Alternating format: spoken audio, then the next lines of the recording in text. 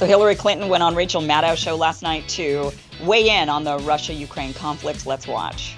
But remember, the Russians invaded Afghanistan back in 1980.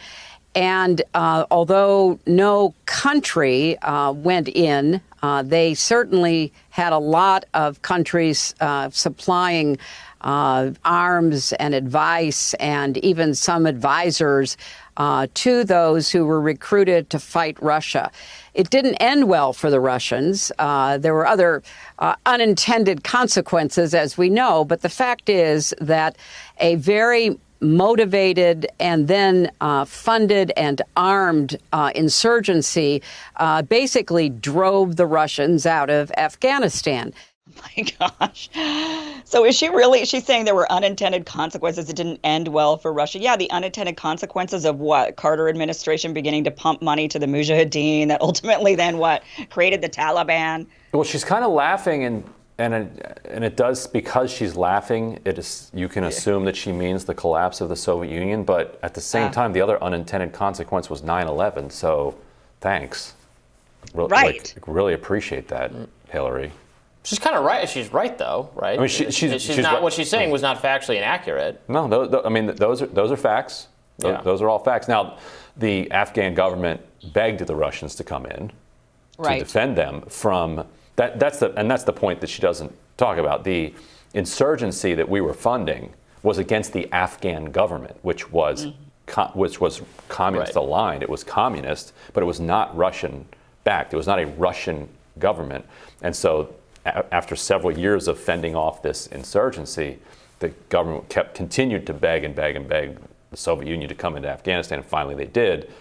Gigantic mistake and debacle for them. Yeah, and if that's in that narrow, if that's the point she's making, that they'll regret, trying to occupy a prolonged occupation of another country. Clearly she's taking away from it that it was really clever and wonderful.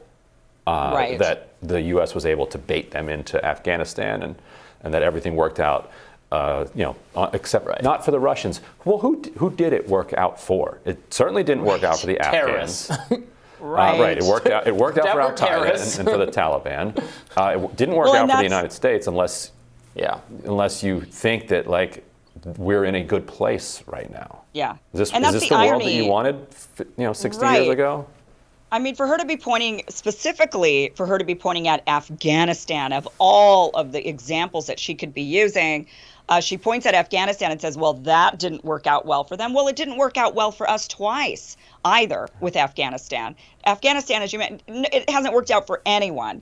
So Russians going in there didn't work out for them. They had to pack their bags and leave. It didn't work out for us when we were then funding the Mujahideen that ultimately then turned into Al Qaeda and 9/11, and then it didn't work out for us again when we went in and tried, our 20-year war, and then we know what happened. So for her to point at their failure in Afghanistan, their one failure in Afghanistan, ignoring our two failures in Afghanistan, that's kind of the irony. I thought the point was just if her point is invasions are not great in the modern era and will backfire. They've not worked out for the invading country. I mean, this is just a more generally true. Didn't work out well for us in Vietnam. It did in the modern era. Seemingly powerful, much more vast military countries, superpowers, have struggled, especially in the immediate aftermath of the battle. Right, they win the battle. But then they have struggled to actually occupy countries that don't want them there. And in this scenario, in the Ukraine scenario, that would be a good thing. Right. But Afghanistan, like Ryan just said, that wasn't an invasion by the Russians. They were asked to go in there. So same with Vietnam. I mean, we were asked kind of by the South to go in, and invasion is totally different. We created a fake South. Right. Yes. Right. The Gulf. Right. Yeah. We always kind of create this guy over here wants us to come in. Yeah.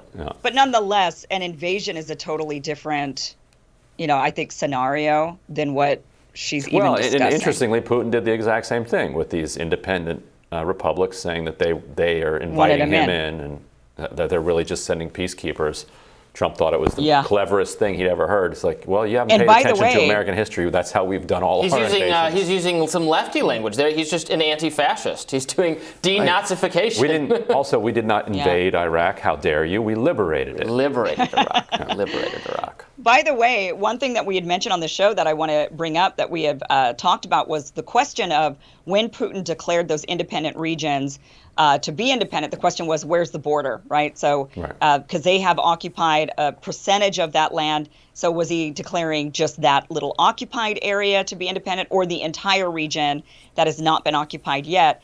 And they have actually been going around very aggressively taking the rest of that region. Right, so, and they did declare the whole thing, and now they're going about and making it a fact. So they're taking that whole area. And they're attacking Kiev, right? They're trying to take the whole country. Which may end up being the face-saving way out of this.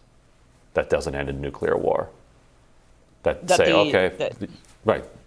talk about the status of these regions that you're talking about here. Right. I mean, that seems like the only. I don't know what else you can do at this. I mean, if Putin occupying Crimea has not, caused most of the world's population any grief one way or the other, the way that a nuclear war would. Right. So certainly. Yeah. If this is what it has to be, so be it. I think. I think everyone feels that way, right? I think Zelensky feels that way. I'm sure he probably does. Yeah. So there's not real dissension among the allies about what they're willing to give up in order to bring this to an end. So it's on Putin's.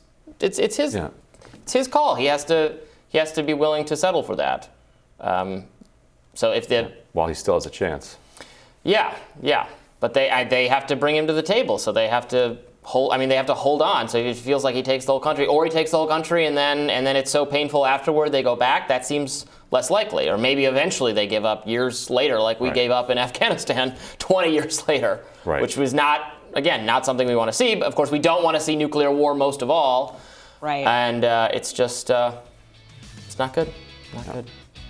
Yeah. Anyway, we'll have more Rising right after this.